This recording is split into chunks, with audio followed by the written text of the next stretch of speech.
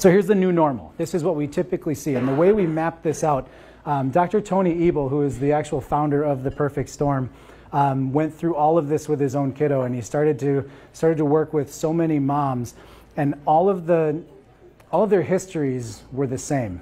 I mean, maybe not every single piece of it, but it was like 8 out of 10 pieces of the puzzle for almost every mom that he started working with was the exact same. So we start seeing, a fear-based pregnancy like we talked about, birth interventions, colic and poor sleep, because when babies are born into a stressful environment, their systems are harboring stress.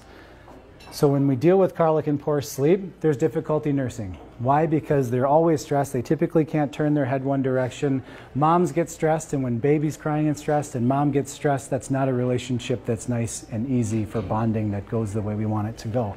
So we see difficulty nursing, which means that formula immediately gets introduced. Babies are not designed to digest cow's milk. They're not designed to digest the 90% of what's in most formulas. They're designed to have breast milk, which was designed perfectly for them. And so if now all of a sudden we have a nutrition that they're not, digesting all that well, then all of a sudden we have another form of stress, which is digestive stress that goes through. And then we look at ear infections. 95% of kids deal with ear infections, and the vast majority of pediatricians will immediately give antibiotics, even though that's not the protocol laid out, through the Academy of Pediatrics. It's the first thing that's always given because typically it makes them feel a little better. It gives mom an answer right off the bat. But what it does is it also starts to really wreak havoc on their digestive system and the good bacteria in their body. Then we have 3 to 4 times the number of vaccines we've ever had in the past.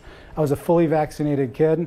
Almost everyone around us was, but now we just got the vaccine schedule that's supposed to happen nowadays, and it's like 60 some shots that go through, and back when I was a kid it was like 15 to 20 throughout your entire course. So there's this massive new onslaught that these kids are dealing with. And then we have the toxic food, toxic environment, and TV, video games. Most of these kids, they don't focus in school, but they can literally sit and focus on a computer or an iPad or something that gives that constant stimulation for hours on end.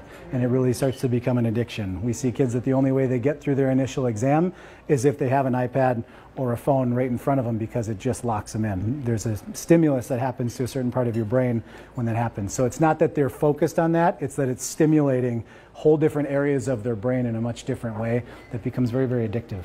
So then what do we see? I mean, the you name it, the alphabet soup of labels that is just one after another with kids that we chatted through already. All right, so here's the fun part for tonight. That's all like the doom and gloom, everything that can go wrong and all that stuff, and what do we see happening and trending. But here's where we get to kind of put our stake in the ground and go, here's where we can be different. Here's if we look differently, what can happen.